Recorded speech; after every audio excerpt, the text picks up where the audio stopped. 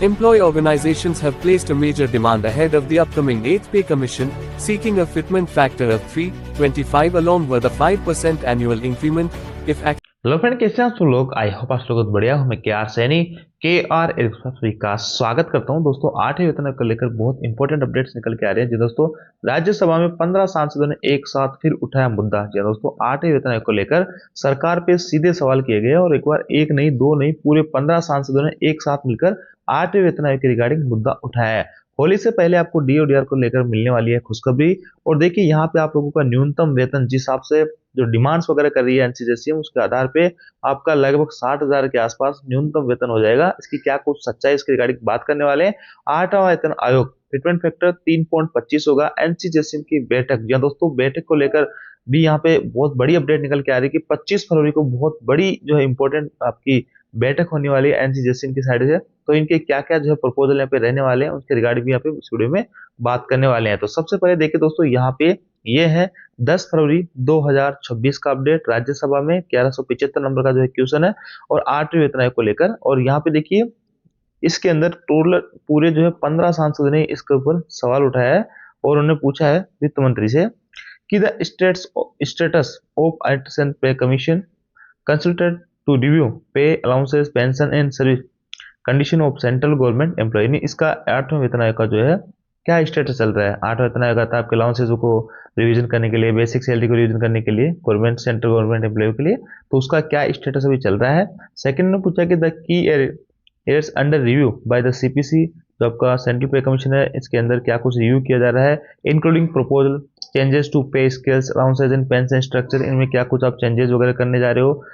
The timeline proposed for submission of eight CPC report and governments road में for implementation of its recommendation. यानी ये 8वां वेतन आयोग का जो प्रपोजल है वो कब तक सबमिट हो जाएगा और इसको इम्प्लीमेंट को लेकर सरकार का जो है क्या कुछ रिकमेंडेशन यहाँ पे रहने वाले हैं। चौथा सवाल उन्होंने कहा है कि whether the ministry has assessed the physical impact of, यानी जब 8वां वेतन आयोग लागू करोगे तो इसका जो है यहाँ पे फाइनेंशियल इम्पैक्ट भी पड़ने वाला है। तो इसको लेकर क्या कुछ आप लोगों की तैयारी है इस बजट के अंदर, ये सारी कुछ चीजें यहाँ पे पूछी गई है। तो इसका जो है रिप्लाई क्या है, minister of state in the ministry of finance Shri Pankaj Chaudhary ने SSC ने 3 सवाल ऊपर वाले जो है इनका जवाब दिया है कि the government has notified resolution dated 3/11/2025। बार बार उसी डेट का मेंशन कर रहे हैं जिस डेट का TOR का या उसका जो है नोटिफिकेशन जारी किया गया था for consultation of constitution of eight the central pay commission to make its recommendation on the various issues wise फैसी allowances pension etc of the central government employ within 18 month of it's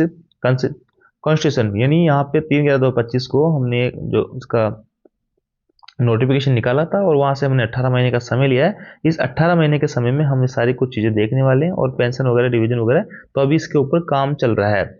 और last का जो सवाल था कि इसका क्या impact बढ़ने वाला है, तो देखिए physical impact at central pay commission will be known once the recommendation are made by at CPC and accepted by government. तो यहाँ पे पंकज चौधरी जी का कहना है कि अभी ये कहना मुश्किल होगा कि कितना इसका फिजिकल या जो वित्तीय प्रभाव पड़ने वाला है। ये जब सारी कुछ रिकमेंडेशन यहाँ पे फाइनल हो जाएगी और सरकार के द्वारा जो रिकमेंडेशन मान ली जाएगी उसके बाद हम बता पाएंगे कि कितना जो है हमारे ऊपर यहाँ पे आर्थिक भार पड़ने वाला है। तो यहाँ ने सारी कुछ चीजें एकदम गोल गोल कर दी है। लेकिन एक बड़ी बात यह है कि लगातार 8वें वेतन आयोग को लेकर मुद्दा उठ रहा है। विपक्ष भी सरकार के ऊपर दबाव बनाने की कोशिश कर रही है 8वें वेतन आयोग को लेकर। तो जल्दी आपको कोई बड़ी अपडेट यहाँ पे 8वें वेतन आयोग को लेकर मिलने वाली है। और ये तो बात यही है कि आपका लगभग इसमें 2 साल का समय लगने वाला है। 2027 के लास्ट तक आपको ये चीजें इंप्लीमेंट होती हुई नजर आएगी। बाकी यहाँ पे अगर दबाव बना के चलेंगे या फिर यूं कहें कि यूनियंस वगैरह लगातार डिमांड्स वगैरह करेगी अच्छे फिटमेंट फैक्टर की या फिर फैमिली यूनिट हो या फिर इंक्रीमेंट हो, तो उम्मीद है कि आपको कुछ अच्छा यहाँ पे बेहतर मिले। दोस्तों होली से पहले आपके DODR का जो अनाउंसमेंट हो सकता है। देखिए DA hike update Holi gift 2026 60% DA announce, अभी आपका 58% चल रहा है और मोस्ट प्रोबेबली चांस है आपका 2% DODR बढ़ने वाला है AICP आंकड़ों के आधार पे। तो 2% आपका DODR का अनाउंसमेंट या ऐलान किया जा सकता है होली से पहले।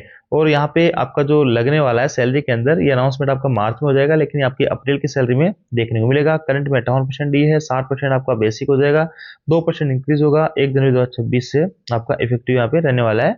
अगर अप्रैल की सैलरी में आता तो जनवरी फरवरी मार्च 3 महीने का आपका एरियर देखने को मिलेगा। और यहाँ पे 49 लाख जो एम्प्लॉय है और 65 लाख पेंशनर्स, उनको यहाँ पे फायदा होने वाला है। और अनाउंसमेंट इसका जो है फर्स्ट वीक में होने वाला है मार्च 2026 से, बिफोर होली से पहले पॉसिबिलिटी है। और इम्पोर्टेंट जो है यहाँ पे टू नाउ, ये भी एक इम्पोर्टेंट चीज है कि आपका जो DODR है, ये लास्ट आपका रहने वाला है 7वें वेतन के आयोग, क्योंकि 1 जनवरी 2026 से आपका 8वें वेतन आयोग लागू होना प्रस्तावित है। तो ये 7वें वेतन आयोग का अंतिम DODR आप इसको मान सकते हैं, और ये 60% हो जाता है तो इसका फिटमेंट फैक्टर जो बनेगा 8वें वेतन आयोग के लिए, उसमें बड़ा रोल यहाँ पे रहने वाला होगा। ये सारी कुछ चीजें यहाँ पे लिखी हुई है। और देखिए कुछ टाइमलाइन यहाँ पे दे रखी है कि फरवरी 2026 में यहाँ पे कैबिनेट के अप्रूवल का जो है वेट हो रहा है, और मार्च के अंदर आपको इसका अनाउंसमेंट हो जाएगा। मार्च अप्रैल की सैलरी के अंदर आपका इसका एरियर का भुगतान कर दिया जाएगा, और मिड 2027 में 8वें वेतन आयोग का जो रिपोर्ट एक्सपेक्टेड, यानी 8वें वेतन आयोग की जो रिपोर्ट है 1 जनवरी 2026 से चालू, तो 18 महीने के समय नहीं, मिड 2027 तक आपको इसका रिपोर्ट एक्सपेक्टेड देखने को मिलेगी। और लास्ट 2027 के जो है, या तो 2027 के एंड में या फिर 2028 के फर्स्ट में इसका इम्प्लीमेंटेशन होता नजर आएगा। Employee organizations have placed a major demand ahead of the upcoming 8th Pay Commission, seeking a fitment factor of 3.25 along with a 5% annual increment. If accepted, this demand could sharply raise the basic pay of Group D employees from 18,000 rupees to nearly 63,000 rupees, making it one of the biggest salary revision pushes in recent years. The unions argue that higher increases are necessary in view of rising living costs and non-pending pay corrections. The government has not yet issued a formal response, but pay revision negotiations are expected to intensify in the coming months.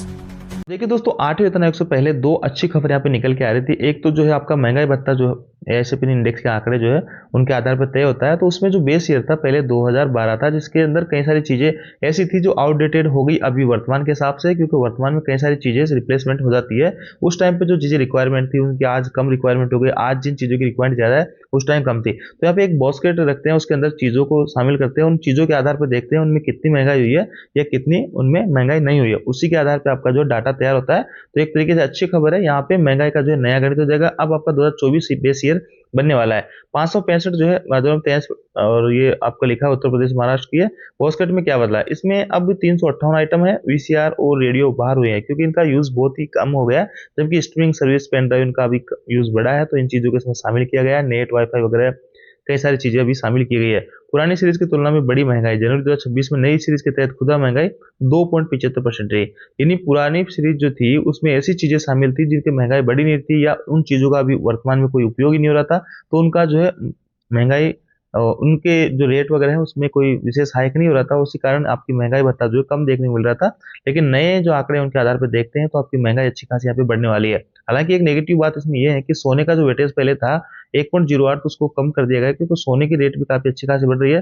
तो जिन चीजों की यहाँ पे जो basket में चीजें हैं इनकी अगर आप प्राइस बढ़ती है तो आपकी उसी आधार पर तय होगी कि महंगाई आपकी कितनी बढ़ने वाली है कितनी है। इसके अलावा यहाँ पे जो फैमिली यूनिट है उसको लेकर भी अच्छी अपडेट है। अभी हाल ही में जो क्वार्टर्स वगैरह के अलॉटमेंट को लेकर है आर्मी के अंदर, उसमें फैमिली के अंदर माता और पिता को शामिल किया है, आश्रित उनको माना है और फैमिली के अंदर उनको इंक्लूड किया है।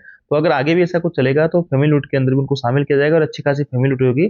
तो फैमिली लूट अच्छी होने से आपको फिटमेंट फैक्टर में काफी सारा फायदा यहाँ पे होने वाला होगा। अब देखिए दोस्तों 25 फरवरी को आपका बड़ा यहाँ पे एक तरीके से मीटिंग होने वाली है NCJSM की, और काफी अच्छी खासी डिमांड्स यहाँ पे रखी जा रही है, और डिमांड्स आपकी हाई से हाई होनी चाहिए ताकि यहाँ पे सरकार जो एक तरीके से सरकार का पक्ष कमजोर है, सरकार दबाव में आए। और उसमें जैसे आप यहाँ पे 3.25 की या 3.5 की आप डिमांड कर रहे हो तो यहाँ पे 2.5 मिले 3 मिले जितना फायदा होगा। अगर आप डिमांड यहाँ पे 2.5 की करोगे 2 की करोगे तो उससे भी कम मिलने की पॉसिबिलिटी यहाँ पे रहती है। तो इसमें अच्छी खासी मांग यहाँ पे उठी है, 5% एनुअल इंक्रीमेंट है, कम से कम 3% फिटमेंट फैक्टर 3 का जो है फिटमेंट फैक्टर वगैरह दिया जाए, इन सब की यहाँ पे मांग लगातार उठ रही है और पूरे एक सप्ताह तक इस पे काम चलने वाला है। और ये सारे कुछ जो अपना फाइनल प्रपोजल यहाँ पे देने वाला है NCJSM की तरफ से। FNPO ने अभी हाल ही में अपना जो है मेमोरेंडम सौंपा है, उसमें भी काफी अच्छी खासी मांगे उठाई है, जैसे कि आप सभी लोगों को ऑलरेडी पता है इसके बारे में। अब देखिए यहाँ पे कुछ फिटमेंट फैक्टर्स मैं आपको बताता हूँ, लेटेस्ट जो फिटमेंट फैक्टर अभी चल रहे हैं प्रोजेक्शन आधार पे। तो द रियलिस्टिक व्यू, यानी अभी रियलिस्टिक व्यू के आधार पर देखे तो आपका ये 2.15 एकदम बेस्ट दिख रहा है कि कम से कम इतना तो आपको मिलने वाला है, 2 के आसपास 2 के प्लस आपका रहने वाला है। और जो मिडिल ग्राउंड पे देखे तो ये भी आपको 2.46 मिल सकता है, इसकी भी पॉसिबिलिटी यहाँ पे बनती है। लेकिन जैसे कि यूनिट्स यहाँ पे डिमांड कर रही है 3 की है या फिर 3.25 की है, 3.25 की, तो ये कहीं मेरे को नहीं लगता है कि इतना सरकार यहाँ पे देगी, क्योंकि एक साथ बेसिक इतने 3 गुना 3.5 गुना मेरे को नहीं लगता है कि इतना हो पाएगा अच्छा खासा। लेकिन फिर भी यहाँ पे डिमांड्स वगैरह उठ रही है, अच्छी बात है। और अगर इतना भी मिल जाता है 2.46 भी, तो भी आपको वो मान के चलिए कि आपकी जो सैलरी है बहुत अच्छी खासी हाइक उसमें हो जाएगा, बहुत अच्छा खासा एरियर बनेगा और लॉन्ग टर्म के अंदर बहुत शानदार आप लोगों को फायदा होने वाला होगा। अगर 3 यहाँ पे फिटमेंट फैक्टर करते हैं तो न्यूनतम बेसिक आपकी 18,000 से 54,000 हो जाएगी, और 3.25 की जो मांग कर रहे हैं अगर उतना होता है तो 58,000 प्लस आपकी जो है यहाँ पे न्यूनतम सैलरी, न्यूनतम बेसिक होने वाली है। तो अब देखते हैं क्या कुछ रहने वाला है, और जल्दी सारी कुछ चीजें यहाँ पे क्लियर हो जाएगी। आपके मिड 2027 तक कई सारी चीजें आपके लगभग फाइनल हो जाएगा कि 8वें वेतन आयोग में आप लोगों को क्या कुछ यहाँ पे मिल रहा है। तो ये थी दोस्तों अपडेट। आयो जानकारी आपको अच्छी लगी होगी, वीडियो आपको लाइक कीजिए, दोस्तों के साथ शेयर जरूर कीजिएगा, और आप अपना पॉइंट ऑफ व्यू रख सकते हैं कि यहाँ पे आपको कितनी उम्मीद है कि आपका कितना फिटमेंट फैक्टर मिल सकता है। जहां तक पूरी लिस्ट की बात है तो मैं यहाँ पे 2 के आसपास तो कंफर्म मिलना ही चाहिए, लेकिन अगर मिडिल ग्राउंड पे देखें तो इतना अगर आपको मिल जाता है तो भी बहुत अच्छी शानदार बात ये रहेगी, और इसकी पॉसिबिलिटी मेरे को नहीं लगती कि इतना आप लोगों को मिलने वाला है। बाकी आप अपने विचार यहाँ पे दे सकते हैं कि क्या कुछ रहने वाला है फिटमेंट फैक्टर। और देखिए यहाँ पे FNPO ने अपना जो चार्ट है वो भी तैयार कर दिया 3 के हिसाब से, और फिटमेंट फैक्टर देखिए 3 से बढ़ा के लेवल 6 तक तो इनका जो है ये तीनों इनका 3 रहेगा, 7, 8 इनका जो यहाँ पे अलग अलग फिटमेंट फैक्टर इन्होंने दिखाया। यहाँ पे 3.10 है, 13 से लेके आपका जो यहाँ तक 13.15 रहेगा, उसके बाद में 3 से लेके 3.25 तक फिटमेंट फैक्टर की यहाँ पे मांग उठी हुई है, बड़े पुरजोर तरीके से ये मांग रखी जा रही है।